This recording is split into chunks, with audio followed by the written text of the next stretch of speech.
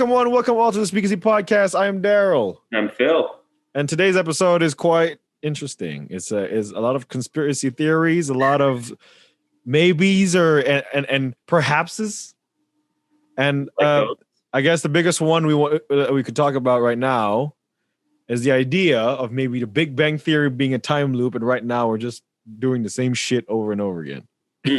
We're part of a strand of the cycle. Right. A self-completing prophecy almost. So what do you think about the idea? Yeah, so I really I find solace in that idea because it kind of means that everyone's lives are infinite and everything has meaning, and yet will happen, has happened, is happening. So the idea, of course, being that at the end of the universe, this concept of the big crunch would be what a lot of people call it, where everything we know is going to crumple back. Into nothing. As it infinitely expands, it has to come back. Yeah. According to that theory. And so everything's going to come back. And because matter doesn't just disappear, it transforms. Yeah, exactly. That crunch creates the Big Bang, and then everything happens all over again forever. But what do you think about the idea? So if say that happens, right? Right.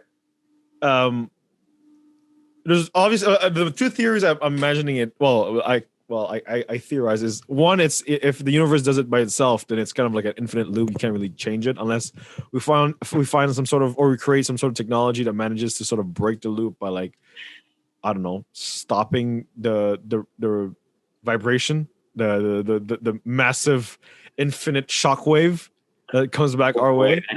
We'd need a lot of advances in quantum mechanics. Yeah.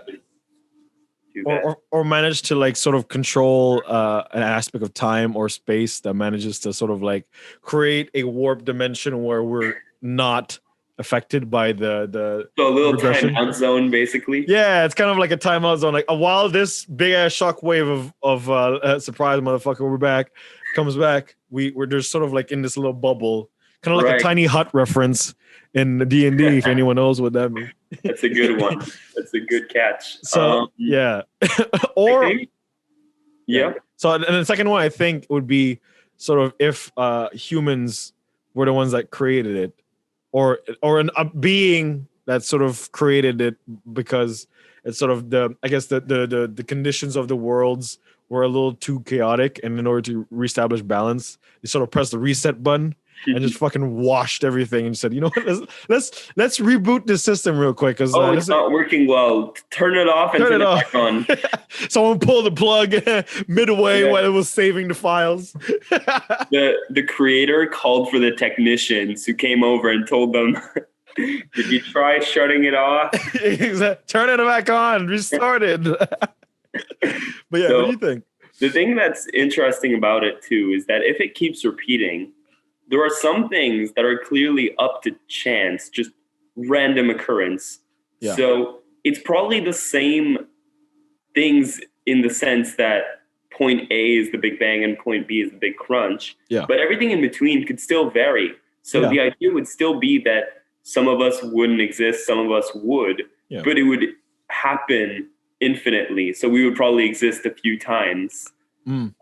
So not everything would happen the same way, I would presume. Yeah, but that could be like the idea of reincarnation.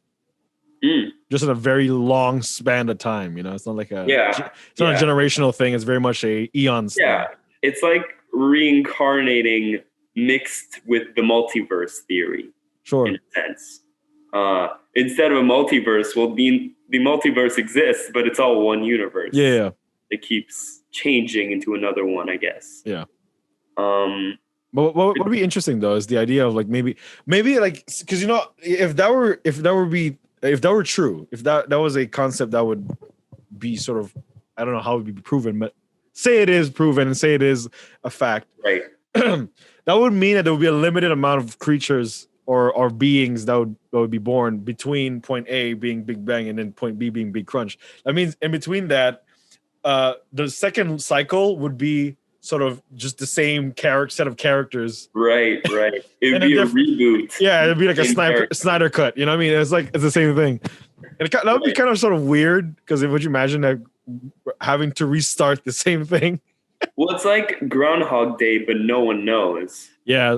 So at the end of the day, it changes nothing for the people living it.